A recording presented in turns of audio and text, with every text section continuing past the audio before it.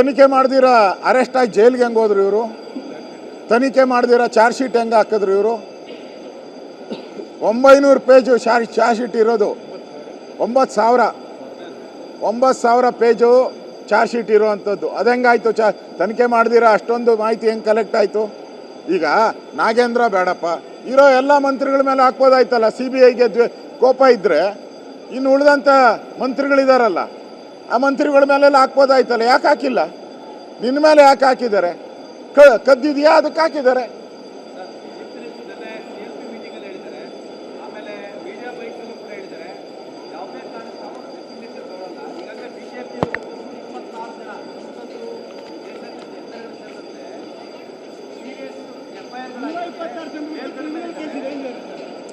ಈಗ ಈಶ್ವರಪ್ಪನ ಘಟನೆ ಆದಾಗೂ ಕೂಡ ಕಾಂಗ್ರೆಸ್ ಅವರು ಒಂದು 100 ಜನದ ಮೇಲೆ FIR ಇತ್ತು, ಅವ್ರ ಮೇಲೆ ತನಿಖೆ ಆಗ್ತಾ ಇತ್ತು. CBI ಇತ್ತು, ED ಇತ್ತು, ಲೋಕಾಯುಕ್ತ ಇತ್ತು.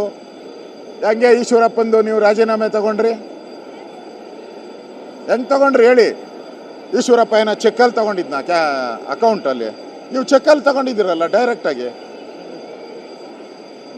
ಚೆಕ್ಕಲ್ಲಿ ತಗೊಂಡಿರೋದು ದಾಖಲೆ ಬಂದಿದೆಯಲ್ಲ ಈಗ CBI ರಿಪೋರ್ಟಲ್ಲಿ. ಈಶ್ವರಪ್ಪನಿಗಾದರೆ ಒಂದು ನ್ಯಾಯ, ಅವ್ರನ್ನ ರಾಜೀನಾಮೆ ಕೊಡಬೇಕು ಅಂತ ಏನು ಬಾವಿಗಿಳಿದು ತೊಡೆ ತಟ್ಟಿದ್ರಲ್ಲ, ಇವಾಗ ತಟ್ಟಿ ತೊಡೆ.